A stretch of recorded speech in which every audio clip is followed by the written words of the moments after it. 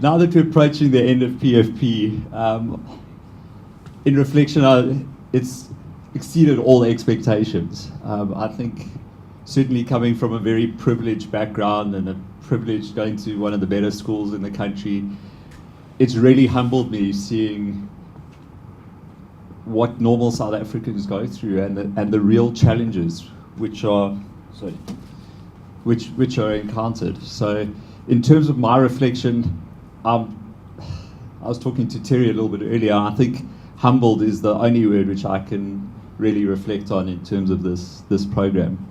In terms of the sort of the courses that we've attended, I think Time to Think has definitely made me a better listener, and it's really amazing what sort of solutions and ideas can come out of people if you just give them the chance to listen. The next course we attended was Flawless Consulting, and certainly not my easiest course to to get a handle of and contract with people. And it's by no means easy for me, but the more and more I practice, the better I get. So I'm going to continue with that.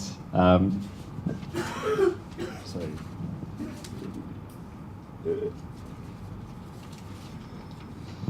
Community building was one of the more powerful courses, or one of the most powerful I've ever been on.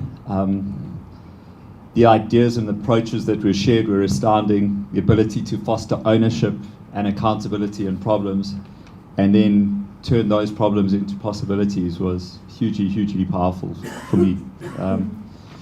The focus on our partnership was certainly to do something in the school with the community building. So we planned for a session of appreciation and of community building with the broader educators in the school. Unfortunately, we haven't got to that yet, but I'm hopeful that we will in the next month get to that. But most of all, what I've taken for the course is the amazing appreciation for the people that get up every morning to grow and nurture grow the learners of this country to reach their full potential, despite all the challenges. And that the engagement with their communities, the real power and the ability to ignite possibilities to solve the most complex problems, one step at a time. Finally, just in wrapping up, I'd like to thank a few people. I'd like to thank Dina, firstly, for all her support and guidance in this. It hasn't been difficult, and I don't think without you, I'd be standing here today, so thank you very much. For the SA Taxi Foundation for the opportunity to attend this program.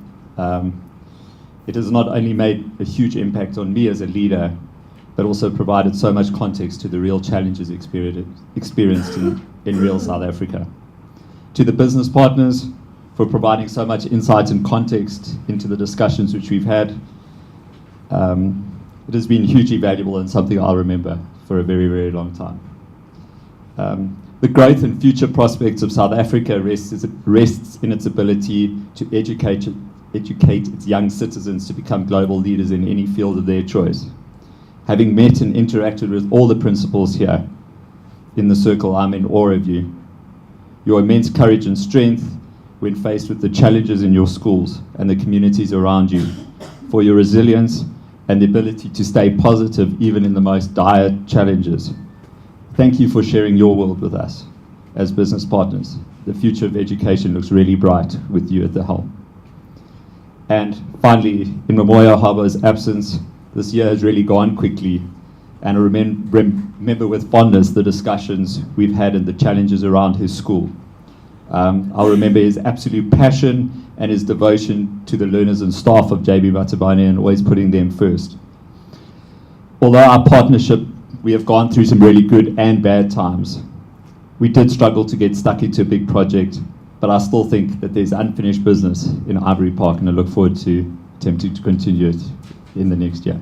My journey with Stuart Wilson from SA Taxi has been a journey that one would always want to continue with, in the sense that a lot of you would understand that JB Matabane is one of the schools in Ivory Park. In the former informal settlement, it's no longer informal settlement, it's developing. I'm sure some of you might have seen it on television in terms of the disintegrating what you call infrastructure, wherein parents had to try and, raise an awareness to the department and to the outside world to cry for better facilities. We are hosted our school is hosted in mobile or temporary infrastructure that is now 9 years old. And with overcrowding, you can imagine the condition thereof when it's very hot. Learners as well. And the grounds thereof very dusty. I try to be smart, and I continue to try to be smart. I said I want to beat this dust. Every Monday, I'm always in black and white suits. Every Monday, I don't make a mistake. That's my culture. But I'm getting to that dust. I can tell you, it's very dusty. When I come back home, I'm like a small boy whose parents are actually taking care of, and it goes back home very dirty.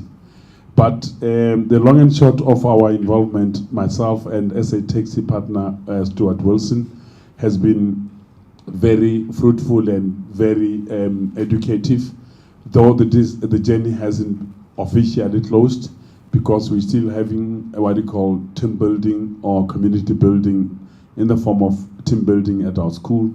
The second week when we reopen, because we had a lot of ups and downs in terms of trying to get things going due to some programs that we are running at school. And the